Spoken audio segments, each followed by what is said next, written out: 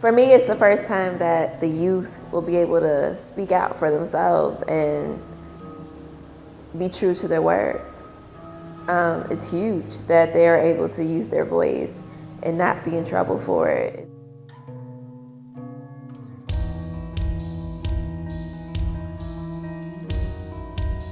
What is Louder Than a Bomb? Well, Louder Than a Bomb is a youth spoken word poetry competition, and it's open to young people ages 13 to 19 years of age inclusive.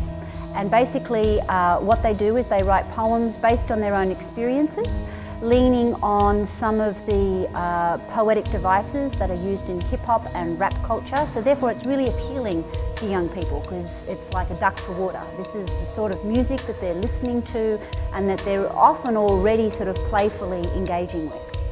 In the studio, we're lucky because the studio environment allows us to do that. Some other colleges have capstone experiences, but they're not studio-based. So this allows us to do a lot more, you know, in terms of like engaging with materials, engaging with fabricators and kind of people in the outside world, and then of course engaging with the community through the actual work. So it really was like a perfect fit. It was a no-brainer for me.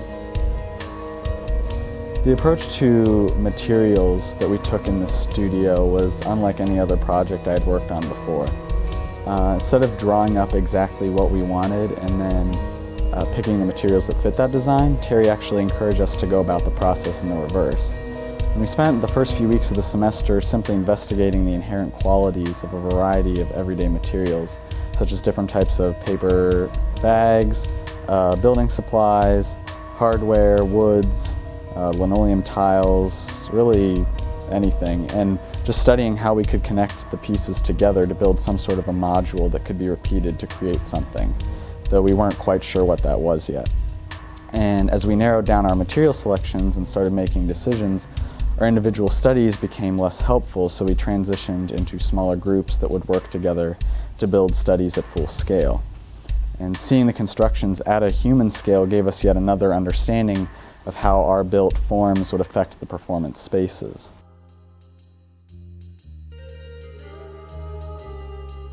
Our piece began as some sort of interactive display for people to kind of like select like a piece of poetry they connected to. And so we made all of these newspaper panels with engraved pieces of students' poems on it. So we did a lot of laser cutting. It's kind of like this theme of like a subtle theme of burning throughout all of our projects, and that was kind of where we interpreted it. And we did a lot of sanding and kind of like refining these materials that were once rough. Like the newspaper has all these words on it, but when you sand it, it becomes this really like smooth texture with kind of like waves in it, as opposed to being like kind of straightforward as newspaper. The same with the palette wood. Was a very rough material and kind of like unusable, and we really transformed it into something that was smooth and beautiful.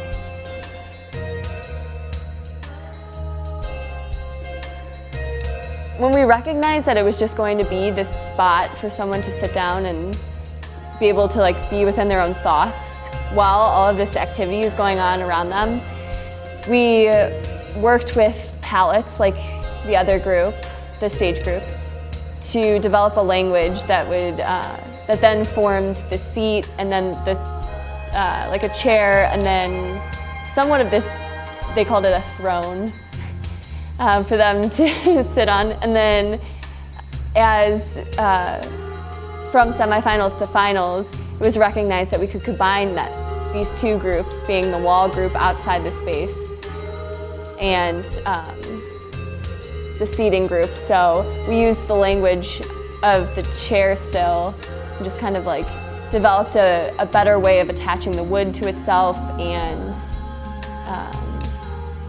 making the chair more ergonomic.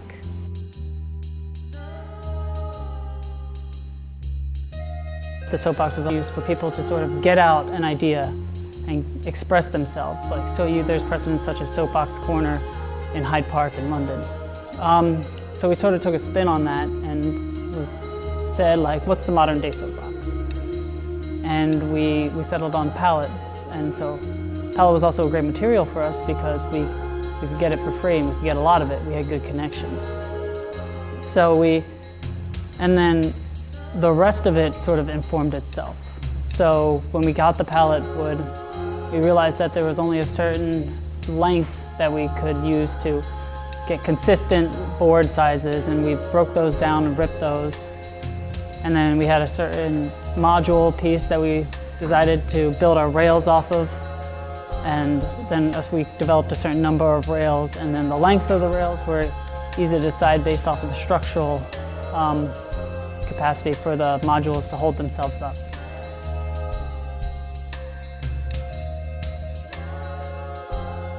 The layers of scratching that Brandon had on that piece of acrylic got me thinking, what if, it wasn't just one piece of acrylic with scratches, it was, another behind that. And what if they're not just scratches? What if it's text or like pictures or like, some levels of transparency that we could play with. And then after we get those levels of transparency, how do they look when we light them from behind, like using different levels of lights, possibly color, and also using different levels of opacity. So like sanding the acrylic and etching into that, just what it would look like. And I guess it sort of transformed from a booth into like not only a table, but a display, or a display of the logo, and also a display of,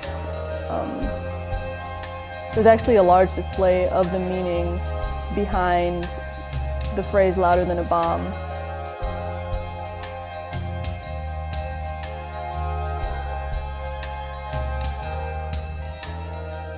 I know that my words are back there on the wall, and I love seeing that. And the stage, wow. The DJ area was amazing. I was like, how did they even come up with this? It was so wow, and the constant changing. I could not take my eyes off it at some points other than to listen to the poems. My poem was about art, and then to see my words as art, and then just being art, like poetry's art, spoken word, and everything was involved with art, and that touched really close to me because I like creativity, and out on that stage everybody was artists. I said I liked how all the poem lines, that our favorite lines were combined. So we were a part of a bigger community and like a bigger aspect, just as like an individual person. I loved all the art with the parts of the poem on the glass and burned into the paper. I thought that was a really cool aspect, and I loved the DJ booth. It was just so cool to look at, especially in the semifinals whenever you were changing the different lights, so it brought out the different parts. It was so cool. Yeah, shout out to the DJs, they were amazing. And then I really loved the glass, how we got to interpret all of our quotes and kind of just a memory of that we did this, and it's real.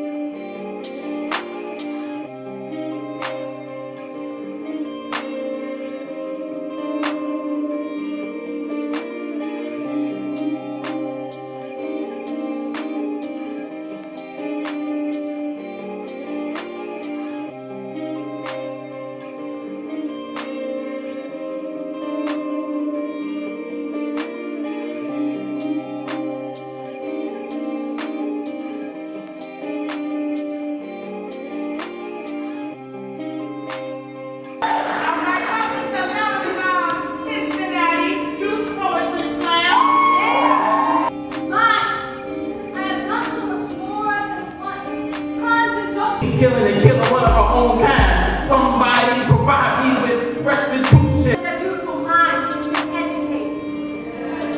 Rather than the one who studies my speech right now, the way I constantly grab the syllable word, my voice. Planet, it's too late to say, just can it, take what you can. It is we who are the reapers. Sometimes you get my body, so you should help me take my blood from. Look towards the future, stop the past. Now you hold tight to this. I tell them, and they talking about us because they don't know what we know. They think it's funny when we recite again.